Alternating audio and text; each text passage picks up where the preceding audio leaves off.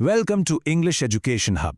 आज हम Alfred Lord Tennyson की एक बहुत ही मशहूर और एक बहुत ही गहरी कविता इन मेमोरियम AHH को समझेंगे। अच्छा, ये लाइंस आपने शायद कहीं ना कहीं जरूर सुनी होंगी, राइट? लेकिन क्या आप जानते हैं कि इसके पीछे कितना गहरा दुख और एक कितनी लंबी यात्रा छिपी हुई है? तो चलिए, आज हम उसी दर्द भरे सफर को देखेंगे जिसने टेनिसन को आखिरकार इस निष्कर्ष तक पहुंचाया। Let's really dive deep into this journey. Okay, तो इस कविता की गहराई को समझने के लिए ना सबसे पहले हमें उस बड़े नुकसान को जानना होगा जिसने इसे जन्म दिया। ये कविता बेसिकली टेनिसन ने अपने एक बहुत ही अजीज दोस्त के लिए लिखी थी।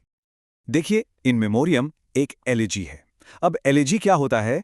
ये एक शोक गीत होता है, यानी एक ऐसी कविता जिसमें किसी के गुजर जाने पर बहुत गंभीर चिंतन और दुख एक्सप्रेस किया जाता है। तो जैसा कि आप देख सकते हैं, ये कविता अल्फ्रेड लॉर्ड टेनिसन ने अपने सबसे अच्छे दोस्त आर्थर हेनरी हैलम के लिए लिखी थी, जिनकी अचानक हुई मौत ने उन्हें बिल्कुल तोड़ कर रख दिया था। उनकी दोस्ती कैम्ब्रिज यूनिवर्सिटी में शुरू हुई थी और वो सिर्फ दोस्त नहीं थे बल्कि एक दूसरे के लिए इंटेलेक्चुअल इंस्पिरेशन थे, अ वेरी डीप बॉन्ड। सोच के देखिए, हैलम की मौत सिर्फ 22 साल की उम्र में हो गई और इस दुख से उभरने में, इस पूरे ग्रीफ को प्रोसेस करने में टेनिसन को 17 साल लग गए और उन्हीं 17 सालों में उन्होंने इस कविता को लिखा। हैलम की मौत के बाद टेनिसन जैसे गहरी निराशा और संदेह में डूबी गए थे। अब चलिए देखते हैं कि उनकी कविता इस अंधेरे को, इस डार्कनेस को कैसे दिखाती है। इन लाइंस में आप फील कीजिए, कभी अपने दोस्त के घर के बाहर खड़े हैं जो अब एक डार्क हाउस है, अंधेरा और सूना। वो उस गली को अनलवली यानी बदसूरत कहते हैं। क्यों? क्योंकि अब वहां उनका दोस्त नहीं रहता। वो उन दरवाजों को देखते हैं जहां कभी उनका दिल तेजी से धड़कता था, अपने दोस्त के हाथ का इंतजार करते हुए। लेकिन अब वहां सिर्फ खामोशी है। वो उस हाथ को याद कर रहे हैं जिसे अब वो कभी नहीं थाम सकते। A hand that can be clasped no मोर।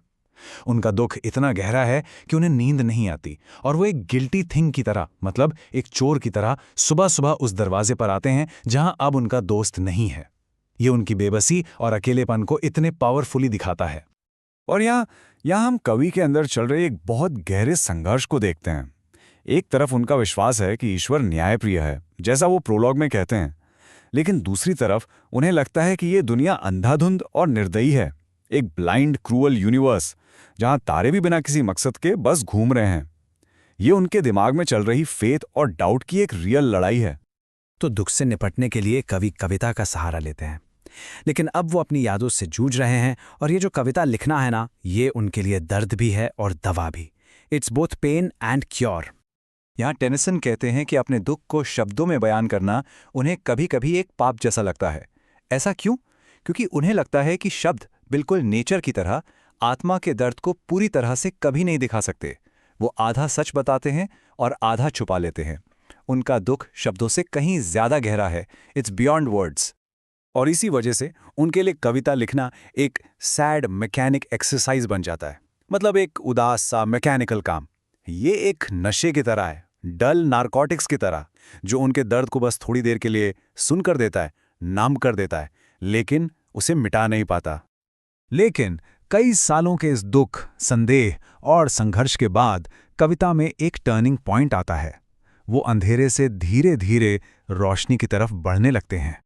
और फिर आती हैं ये लाइंस। ये लाइंस उनकी इस पूरी इमोशनल जर्नी का, आप कह सकते हैं, क्लाइमैक्स हैं। यहां आकर वो इस निष्कर्ष पर पहुंचते हैं कि चाहे कुछ भी हो, वो इस सच को मानते हैं, खासकर जब वो सबसे ज्यादा दुखी होते हैं, कि प्रेम करके उसे खो देना कभी प्रेम ना करने से बेहतर है। एक बात समझनी बहुत जरूरी है। ये सिर्फ एक कहावत नहीं है, कोई क्लीशे नहीं है। ये 17 साल के बेहद दर्द, डाउट और मंथन के बाद मिली एक गहरी फिलॉसफिकल समझ है। उनके लिए प्यार का अनुभव उसके खोने के दर्द से कहीं ज्यादा बड़ा, जरूरी और कीमती है।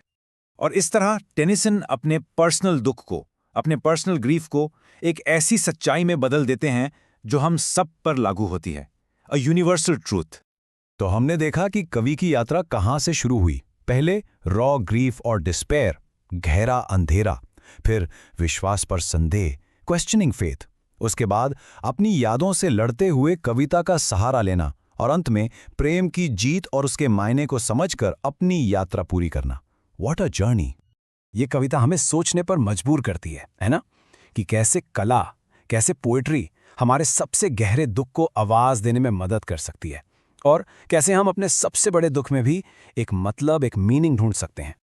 ऐसी ही और लिटरेरी जर्नीज को समझने के लिए सब्सक्राइब करें। हमारे साथ जुड़ने के लिए बहुत बहुत थैंक यू।